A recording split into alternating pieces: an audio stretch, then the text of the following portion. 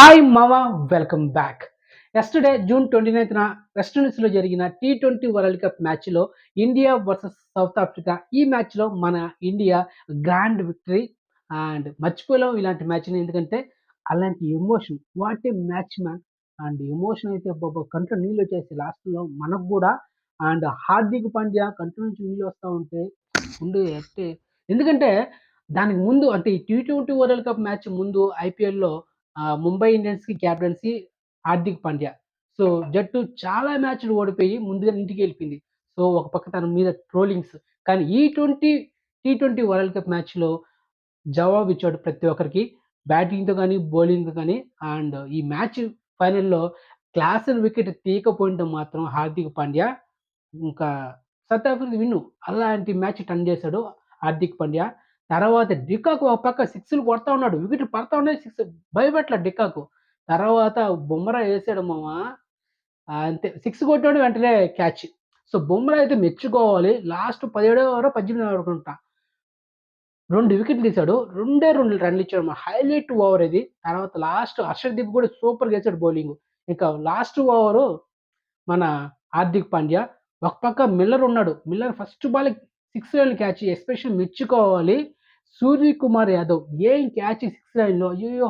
మామూలు క్యాచ్ కాదు. ఆ క్యాచ్ పట్టకపోయింటే గనక ఆ బాల్ 6 పోయుంటే ఇంకా హోప్ వదులుకోవాల్సిందే. అలాంటి బ్యాట్స్‌మన్ మిల్లర్. 10 బాల్‌కి 2 బాల్‌కి 10 రన్‌లు ఉన్నా కూడా కొట్టేసాడు. అలాంటి బ్యాట్స్‌మన్ మిల్లర్. సో, అలాంటి క్యాచ్ సూర్యకుమార్ యాదవ్ పట్టిన తర్వాత ఇంకా హైప్ వచ్చేసిందనమాట. హోపు. సో, నిన్న జరిగిన మ్యాచ్ 23 బాల్‌కి 23 కొట్టాల్సిన పరిస్థితి. అందరూ నమ్మకం హోప్ పోయింది. ఎందుకంటే ఒక పక్క డికాక్ ఉన్నాడు. తర్వాత అపోజిట్‌లో క్లాసన్ ఉన్నాడు. సో, ఇద్దరు డేంజరస్ బ్యాట్స్‌మన్.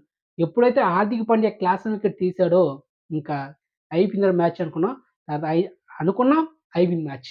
క్లోజ్ అయిపోయింది. Grand victory. What emotion. And నిజంగా అసలు ఆహ్, ఈ టీ20 వరల్డ్ కప్‌లో ప్రతి ఒక్కరు టీమ్ పెర్ఫార్మన్స్ ఈ చాలా ఆఫ్టర్ లాంగ్ టైమ్ చాలా సంవత్సరాల తర్వాత ఒక టీమ్ వర్క్ చూసానన్నమాట.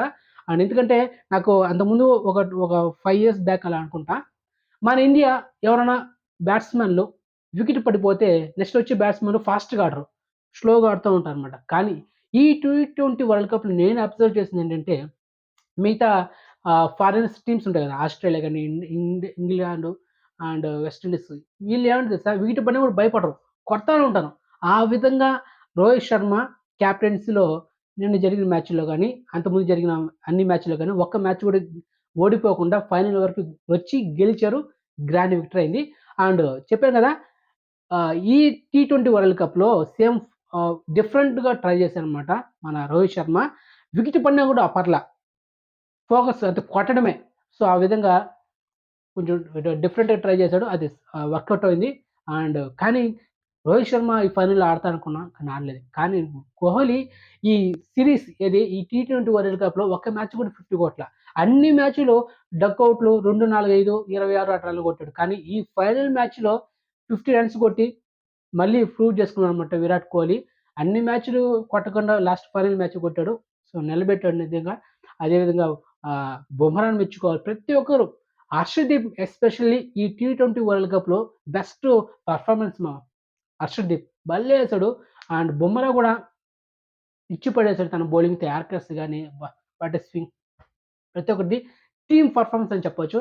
సో, మొత్తానికి గ్రాండ్ విక్టరీ. నేనైతే హైదరాబాద్ నైట్‌లో మొత్తం ఒక్కొక్క ఏరియాలో ఫ్లాగ్‌లు పట్టుకొని బైకుల్లో, కార్‌లో ఆ! అంటే ఏముండింది తెలుసా? అది మ్యాటరు. మొత్తానికైతే మనం కపిల్ దేవ్ కెప్టెన్సీలో వన్ డే వరల్డ్ కప్ ఒకటి గెలిచాం. ధోని కెప్టెన్సీలో 50 మ్యాచ్ వన్ డే ఫార్మాట్‌లో మనకొక వరల్డ్ కప్ వచ్చింది. మళ్ళీ ధోని కెప్టెన్సీలో టీ20 వరల్డ్ కప్ ఒకటొచ్చింది. మొత్తం 3. ఇప్పుడు నిన్న జరిగిన మ్యాచ్‌లో రోహిత్ శర్మ కెప్టెన్సీలో ఒక టీ20 వరల్డ్ కప్. మొత్తం మనకు 4 వరల్డ్ కప్‌లొచ్చాయి మామ. అది మ్యాటరు.